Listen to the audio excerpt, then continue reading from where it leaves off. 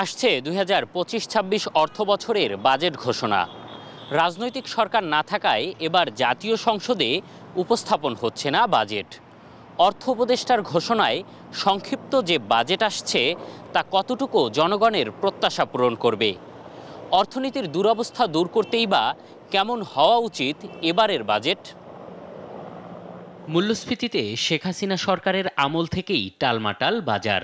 সরকার পতনের পর তারল্য সংকটে দুরবস্থায় ব্যাংক খাত, নিম্নমুখী রপ্তানি ও তলানিতে থাকা রিজার্ভ পুনরুদ্ধার চলমান এখনও। এরই মধ্যে ২০২৫-২৬ অর্থ বছরের বাজেট ঘোষণার চাপ অন্তর্বর্তী সরকারের মাথায়। তবে এবার বাজেটের আকার বড় না করে বাস্তবমুখী বাজেট দেখতে চায় সাধারণ জনগণ। খেটে খাওয়া মানুষেরও প্রত্যাশা বাজেটে স্বস্তি ফিরুক বাজার ও দেশের অর্থনীতিতে। না, বাজেট সম্পর্কে কিছু বুঝি না। আমরা তেল মেল ডাল চাইলে আমরা মূল্য কম হইতো, আমরা খায়া ফেরা বাচ্চা থাকতাম।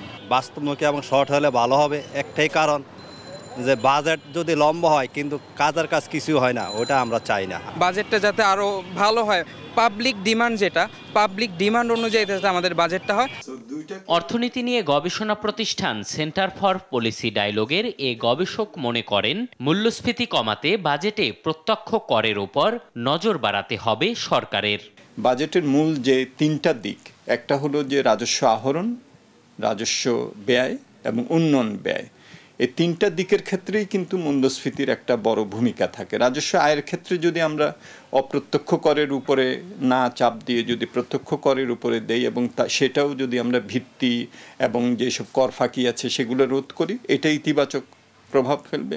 তবে এখন পর্যন্ত বিভিন্ন সূত্রে পাওয়া তথ্য বলছে, চলতি অর্থ বছরের থেকে আগামী অর্থ বছরে বাজেটের আকার বাড়তে পারে ৫১,০০০ কোটি টাকা, যেখানে প্রবৃদ্ধির লক্ষ্যমাত্রা ৫.৫%। বার্ষিক উন্নয়ন কর্মসূচি এডিপিতে বরাদ্দ বাড়তে পারে ৫,০০০ কোটি টাকা, বেতন ভাতায় ৮,০০০ কোটি টাকা আর সুদ পরিশোধ বাড়তে পারে ৭,০০০ কোটি টাকা। মূল্যস্ফীতি ৭% মধ্যে রাখার চেষ্টা করা হবে। বাড়তে থাকছে বাজেটের আকার, তবে লক্ষ্যমাত্রা অনুযায়ী রাজস্ব আদায় সম্ভব হয় না। তাই ঋণের বোঝা কমাতে ব্যয় সাশ্রয়ী হওয়ার পরামর্শও তার। রাজস্ব আদায় আমরা এতই বেশি করে ফেলবো যে ঘাটতি আমরা কমাতে পারবো, সেটাও আমার মনে হয় না। সুতরাং এইবারে যেটা আমাদের চেষ্টা করতে হবে সেটা হলো যে কিভাবে আমরা এই অর্থ যেটা আহরণ করা, সেই আহরণটাকে যদি আমরা আরেকটু বাড়াতে পারি এটা প্রকৃতপক্ষে, এবং দ্বিতীয় হলো যে ব্যয়টা করা এটা যদি আমরা সাশ্রয়ীভাবে করতে পারি। ২০২৫-২৬ অর্থ বছরের বাজেট সংক্ষিপ্ত আকারে ৫০ থেকে ৬০ পৃষ্ঠার হতে পারে, যার কর ব্যবস্থাপনা ব্যবসাবান্ধব করা হবে বলেও অন্তর্বর্তী সরকারের পক্ষ থেকে জানানো হয়েছে। এম এ আজিম, দেশ টিভি, ঢাকা।